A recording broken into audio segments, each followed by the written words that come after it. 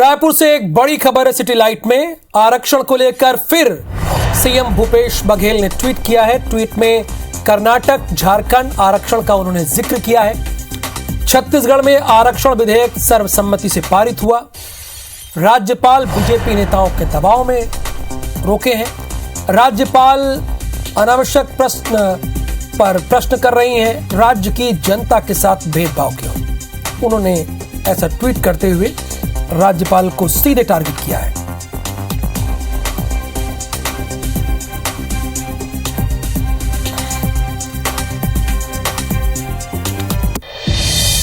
दमोह से एक बड़ी खबर है। धर्मांतरण मामले में बड़ा खुलासा हुआ है। एनसीपीसीआर ने पुलिस पर गंभीर आरोप लगाए हैं। दमोह पुलिस ने मध्य प्रदेश के डीजीपी को पत्र लिख दिया है। संबंधित लोगों पर कार्रवाई के लिए सीधे पत्र लिख दिया गया है।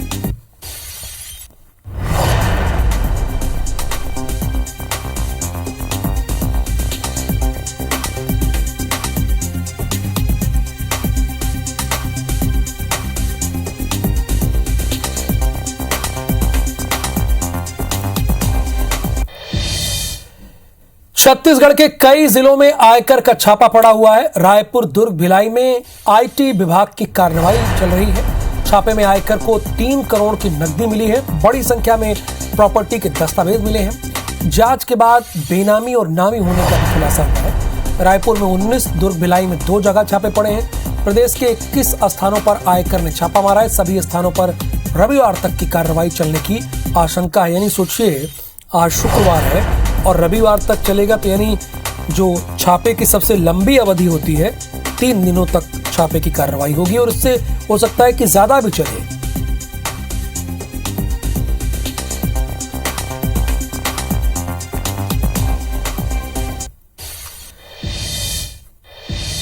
छत्तीसगढ़ को मिला है एक और राष्ट्रीय पुरस्कार। बिलासपुर प्रशासन की वेबसाइट को राष्ट्रीय प्लेटिनियम अवार्ड दिया गया है।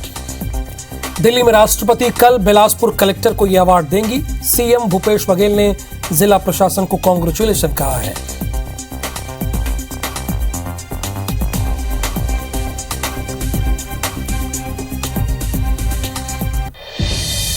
तो प्रदेश में 2 दिन और कड़ाके की ठंड रहेगी। सरगुजा संभाग के लिए येलो अलर्ट जारी किया गया है। मौसम विभाग ने ये येलो अलर्ट जारी किया है। संभाग में शीतलहर चलने की संभावना है। बस्तर में 6 डिग्री सेल्सियस तक गिरेगा पारा। सभी संभाग में सुबह घना कोहरा छाया रहेगा।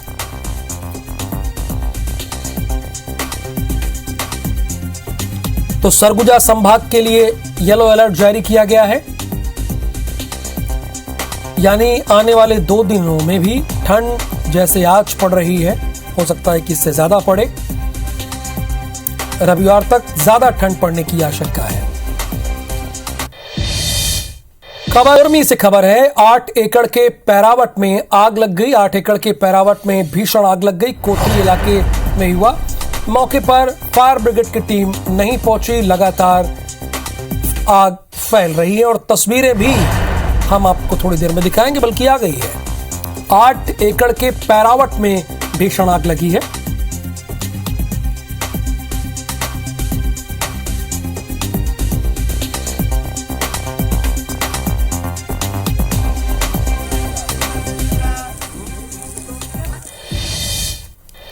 केंद्रीय गृह मंत्री अमित शाह कल छत्तीसगढ़ के दौरे पर आ रहे हैं। वे कोरबा के इंदिरा गांधी स्टेडियम में आम सभा को संबोधित करेंगे। साथ ही सर्वमंगला माता का दर्शन भी करेंगे। उनके दौरे को लेकर पुलिस ने ट्रैफिक एडवाइजरी जारी की है। वीआईपी मूवमेंट के चलते सीएसईबी हेलीपैड से लेकर इंदिरा स्टेडियम राताखार बाईपास होते हुए सर्वमंगला मंदिर तक के लोगों के आने जाने पर कुछ समय के लिए रोक लगाई गई है।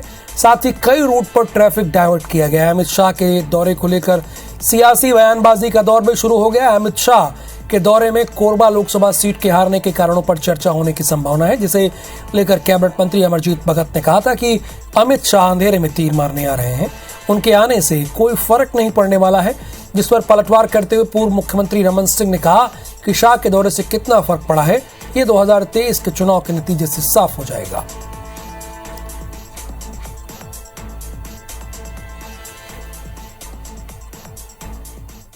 मंत्री अमित शाह जी का प्रोग्राम जिले में है, जिसमें उनका एक सर्वमंगला मंदिर दर्शन इंदिरा स्टेडियम में पब्लिक मीटिंग और एक पार्टी कार्यकर्ताओं के साथ पंचवटी में मीटिंग है, जिसके लिए शहर में पर्याप्त सुरक्षा व्यवस्था लगाई गई है। केंद्रीय गृह मंत्री अमित शाह जी अंधेरे में हाथ पैर चला रहे हैं। यहाँ कुछ संभावना नहीं है। चुनाव होने रहता है तो वहाँ पर सब तरह की एक्टिविटीज़ इनका शुरू हो जाता है और जैसे चुनाव समाप्त होता है इसके बाद सब ठंडे बस्ते में चले जाते हैं। अब मिल रहा है कि नहीं मिल रहा है वो तो 2023 में दिखेगा, जब पूरी पार्टी साफ हो जाएगी। जब आज भारतीय जनता पार्टी की तैयारी है वो 2023 और 2024 में नरेंद्र मोदी जी को तीसरी बार प्रधानमंत्री बनाना है और छत्तीसगढ़ में भाजपा की पूर्ण बहुमत से सरकार बने। 2024 में हम फिर से वहाँ पर हमारी मंदिर का उद्घाटन हो जाएगा और हम जो नारा लगाते थे कि हम मंदिर वहीं बनाएंगे, वो जिसे हम एक सपने के तौर पर देखते थे वो स्वप्न साकार हो जाएगा। इधर बागपत में राहुल गांधी ने सेना को लेकर फिर से बयान दिया है, जिस पर विवाद हो गया। उन्होंने कहा था कि सरकार 4 साल जवानों के हाथों में हथियार देगी और फिर 4 साल बाद जवान को जूता लगेगा और बाहर निकाल दिया जाएगा। राहुल गांधी नुक्कड़ सभा अग्निवीर योजना को लेकर बोलते हुए ये बयान दिया था।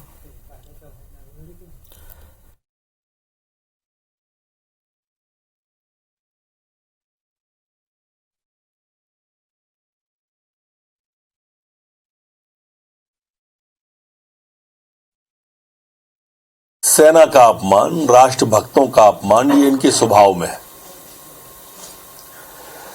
सर्जिकल स्ट्राइक को फर्जिकल स्ट्राइक कहने वाली कांग्रेस और उनके नेता राहुल, इन्होंने सर्जिकल स्ट्राइक पर सवाल उठाए, सेना पे सवाल उठाए, एयर स्ट्राइक पे सवाल उठाए बालाकोट के। जबलपुर में आज से 3 दिनों तक चलने वाली वर्ल्ड रामायण कॉन्फ्रेंस की शुरुआत हुई है। इस कॉन्फ्रेंस में शामिल होने के लिए जबलपुर पहुंचे बीजेपी के राष्ट्रीय प्रवक्ता डॉक्टर सुधांशु त्रिवेदी से बात की है हमारे संवाददाता अभिषेक शर्मा ने। जबलपुर में वर्ल्ड रामायण कॉन्फ्रेंस का आयोजन किया जा रहा है और इस आयोजन में शामिल होने के लिए भारतीय जनता पार्टी के राष्ट्रीय प्रवक्ता डॉक्टर हिमांशु त्रिवेदी जबलपुर पहुंचे हैं और डॉक्टर हिमांशु त्रिवेदी हमारे साथ हैं, उनसे बात करने की कोशिश करेंगे। सर, श्रीलंका की सरकार वास्तविक मानती है, लेकिन भारत में जो है राम को काल्पनिक माना गया है। ये दुखद था कि एक दौर में ऐसा रहा, परंतु अब भारत की जनता के जन जन में जो भावना थी, हमारी केंद्र में मोदी जी की सरकार ने उसकी अभिव्यक्ति कर दी। सर, लेकिन तो ये थे हिमांशु त्रिवेदी, जिनका कहना है कि कांग्रेस ने जो है लोगों की भावनाओं को आहत करने का काम किया है। इसलिए भारत में जो कांग्रेस की जब सरकार थी वह राम को काल्पनिक मानती रही है, लेकिन जो रावण की लंका कहलाती थी, आज जो वर्तमान में श्रीलंका है, उसकी सरकार राम को वास्तविक मानती है। कैमरामैन गणेश विश्वकर्मा के साथ अभिषेक शर्मा, IBC 24 जबलपुर। भारत और चीन के बीच चल रहे सीमा विवाद को लेकर रिटायर्ड जनरल जीडी बख्शी का एक बड़ा बयान आया है। भारत चीन विवाद पर जनरल जीडी बख्शी ने कहा है कि अब वक्त आ गया है कि भारत चीन के बीच हुई हथियार न चलाने की संधि पर पुनर्विचार किया जाए। उन्होंने कहा कि चीन को चेतावनी देनी चाहिए कि अब आपको ये संधि बचा नहीं पाएगी। उन्होंने सरकार से अनुरोध किया है कि यदि चीन हमला करता है तो सेना के हाथ खोल दिए जाएं। उन्होंने साफ किया है कि धक्का मुक्की दोस्तों के साथ होती है, दुश्मनों के साथ नहीं। तो मेरा तो अब सरकार से अनुरोध है कि साहब अगली बार वो ऐसा करते हैं तो हमारे हाथ, हमारी फौज के पूरे खोल दिए जाने चाहिए। जो 1993 की ट्रीटी है, हमको बिल्कुल वार्निंग दे देनी चाहिए चीन को कि साहब अब आपको ये बचा नहीं पाएगी, आपको ये बचा नहीं पाएगी, हथियार चलेंगे, लाशें हम बिछा देंगे। इंदौर शहर में प्रवासी भारतीय सम्मेलन को लेकर प्रवासी भारतीयों का इंदौर आना शुरू हो गया है। सम्मेलन 8 जनवरी से इंदौर के परिजन कन्वेंशन सेंटर में शुरू होगा, जिसके ओपनिंग सेरेमनी में देश के प्रधानमंत्री नरेंद्र मोदी शामिल होंगे। उनके साथ ही बड़ी संख्या में एनआरआई और प्रदेश से दिल्ली गेट इंदौर आ रहे हैं। इंदौर शहर में सुरक्षा के पुख्ता इंतजाम किए गए हैं और पूरे मध्य प्रदेश में 12,000 पुलिसकर्मियों को इंदौर शहर में सुरक्षा के लिए लगाया गया है।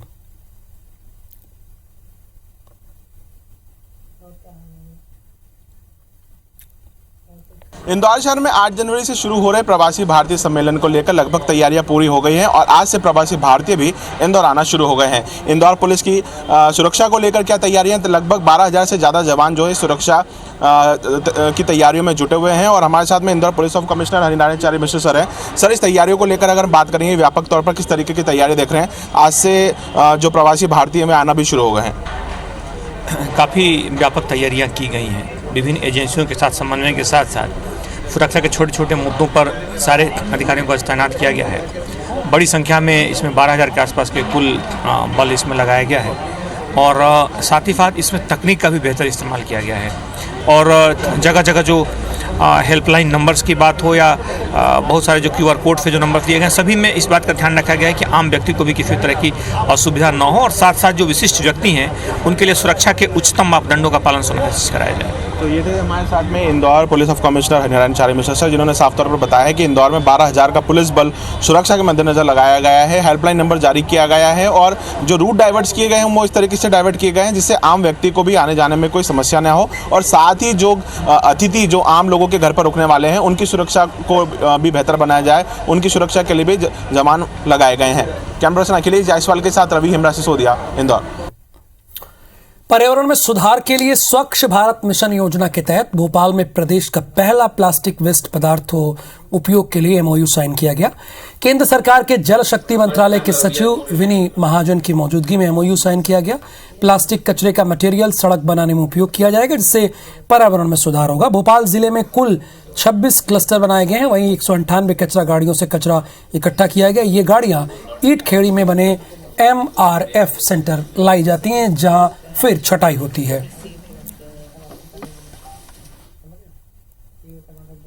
जिला परिषद भोपाल में जो कार्य हो रहा है स्वच्छ भारत मिशन ग्रामीण के लिए, उसकी जानकारी प्राप्त करके बहुत खुशी हुई। ये देख के कि गांव-गांव में ठोस और तरल कचरे का प्रबंध किया जा रहा है। प्रधानमंत्री ग्राम सड़क योजना के अंतर्गत जो सड़कें बन रही हैं उसमें प्लास्टिक की उपयोग हो रही हैं, तो इसी तारतम्य में हम लोगों ने MP RRDA के साथ आज एक MOU किया है जहां से हमारे MRF सेंटर ईट खेड़ी से जो हमारा प्रोसेस्ड प्लास्टिक वेस्ट है वो RRDA के कॉन्ट्रैक्टर्स अब इसको परचेज कर सकते हैं। नए साल की शुरुआत के साथ ही राजनीतिक पार्टियां चुनावी घोड़ा भाग में लग गई हैं। कांग्रेस ने जहां पोस्टर वार से नए साल की शुरुआत की है तो बीजेपी संगठनात्मक बैठकों में जुटी हुई है। बीजेपी की भोपाल अंचल के 5 जिलों की विशेष बैठक भोपाल प्रदेश कार्यालय में आयोजित की गई। बैठक में पिछले चुनाव में हारी सीटों पर जीत के लिए विशेष रणनीति पर चर्चा हुई। बैठक में बीजेपी के प्रदेश अध्यक्ष VD शर्मा समेत पदाधिकारी, विधायक, सांसद और मंत्री भी मौजूद रहे।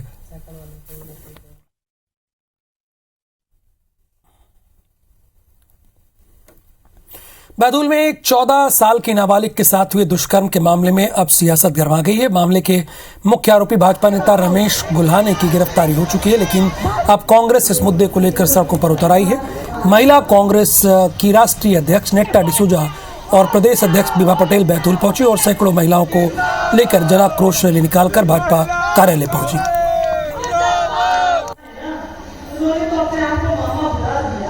13 साल की एक मासूम बच्ची के साथ जो घटना घटी है बैतूल में, वो पूरे देश को पता है। बैतूल की बेटियां जो है वो भी डरे हुए और हमारी मांग रहेगी कि इस परिवार को पूरा सुरक्षा मिले, इस बेटी की पढ़ाई का, इस बेटी और साथ ही साथ इस भाजपा नेता को यहाँ से मध्य प्रदेश में बैतूल के अंदर उसको दोबारा आने नहीं देंगे। यहाँ पे छत्तीसगढ़ के मुख्यमंत्री भूपेश बघेल की घोषणा के बाद बलरामपुर जिले के चलगली को नवीन तहसील बना दिया गया है, लेकिन इसमें शामिल लगभग 1 दर्जन गांव के लोगों ने विरोध शुरू कर दिया है। दूरी को लेकर ग्रामीणों ने विरोध शुरू किया है और इसको लेकर एक बैठक का आयोजन किया गया है जिसमें उन्होंने अपनी शिकायत प्रदेश के शिक्षा मंत्री प्रेम साय सिंह टेकाम से की है। शिक्षा मंत्री के आश्वासन के बाद अब एक नया प्रस्ताव बनाया जा रहा है। चलगली एक ऐसा गाँव है जो जिला मुख्यालय और बलरामपुर के बीच स्थित है। ये काफी पहुंच विहीन भी है। ऐसे में पिछले दिनों जब छत्तीसगढ़ के मुख्यमंत्री भूपेश बघेल बलरामपुर जिले के दौरे पर पहुंचे थे तो ग्रामीणों की मांग पर उन्होंने इसे नई तहसील बनाने की घोषणा की।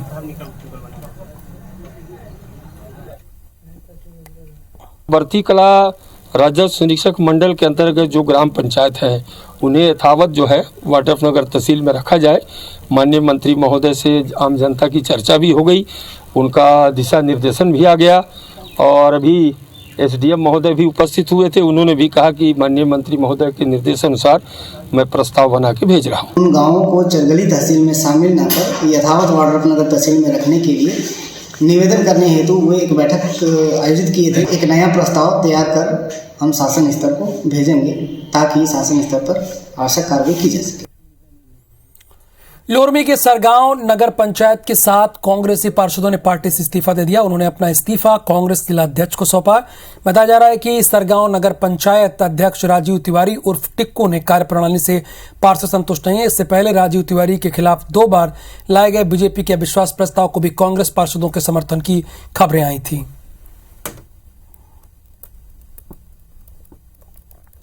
अब इस्तीफा देने का कारण वही है हमारा कि पार्टी हमसे बोली थी कि हम उनका इस्तीफा लेकर उसको स्वीकार कराएंगे, उसके बाद जो है आपके बीच का ही वो बनेगा।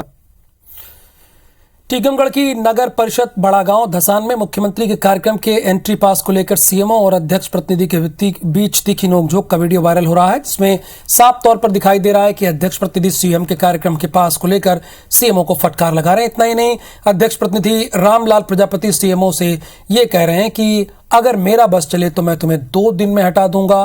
दरअसल 4 जनवरी को अध्यक्ष प्रतिनिधि और सीएमओ के बीच तीखी झड़प हो गई थी।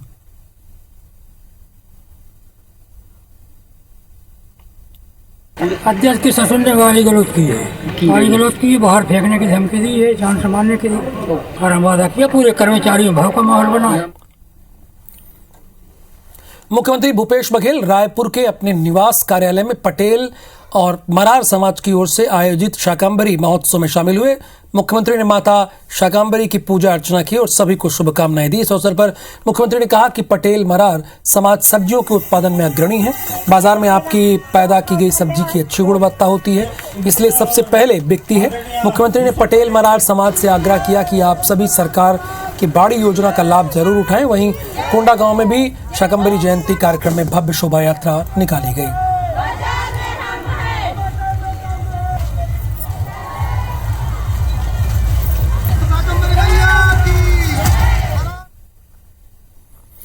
इधर भोपाल से खबर यह कि प्रज्ञा सिंह ने गोविंद सिंह को चेतावनी दी है। प्रज्ञा सिंह ठाकुर ने गोविंद सिंह को चेतावनी दी है। बड़ी खबर है। उन्होंने कहा अश्लील सीडी और संघ पर दिए बयान से नाराज हुई हैं। मुझे गोविंद सिंह के सारे कारनामे पता है। उन्होंने इस बात का जिक्र किया है। साध्वी प्रज्ञा ने बड़ी बात यहां पर कही है।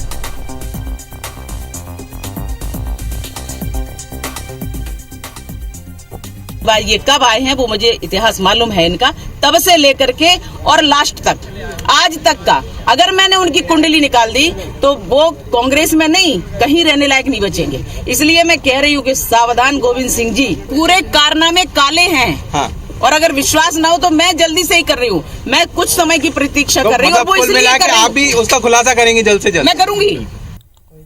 से बिलासपुर और उस्लापुर अनूपपुर कटनी रूट की ट्रेनें अब बिलासपुर न जाकर सीधे उस्लापुर जाएंगी और वहीं से अपने गंतव्य की ओर रवाना होंगी। ये व्यवस्था मई 2023 से लागू होगी।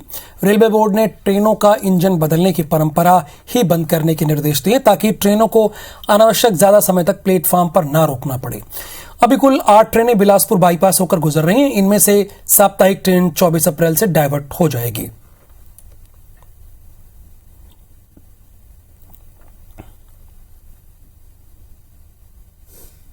शहर के चारों ओर जो लोग फैले हुए हैं उनको भी अगर सिर्फ बिलासपुर स्टेशन ही सर्व करेगा तो एक लंबी दूरी तय करके यहाँ तक आना पड़ता है। तो नागरिक सुविधा को बढ़ावा देने के लिए हमने तय किया कि उस्लापुर स्टेशन की तरफ जो नागरिक रहते हैं उनको इससे मदद मिलेगी। और चूंकि स्टेशन अब बिलासपुर शहर फैल रहा है तो इसको 2 स्टेशन इस शहर का होना चाहिए। ये सबको देखते हुए हमने निर्णय लिया है कि हम उस्लापुर को एक वैकल्पिक स्टेशन के रूप में डेवलप करेंगे।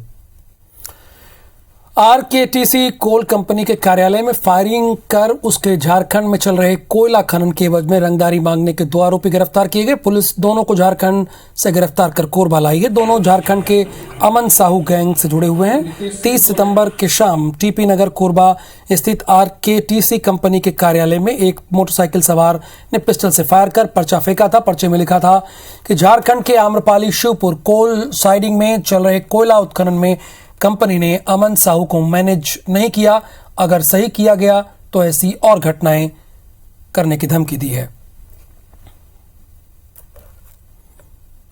झारखंड का अमन साहू गैंग के ये एक व्यक्ति उसका शूटर है और मोटरसाइकिल से फायरिंग करके वापस वो धर्मजयगढ़ से वो भाग गया था।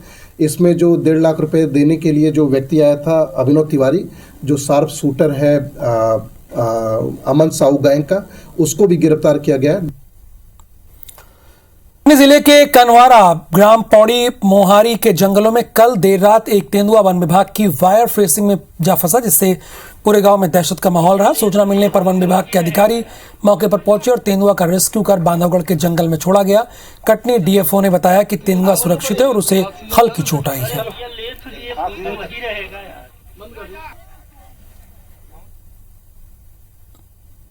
और इस खबर के साथ ही सिटी लाइट के इस बुलेटिन में फिलहाल कितना ही। अब बने रहिए ABC 24 के साथ। नमस्कार।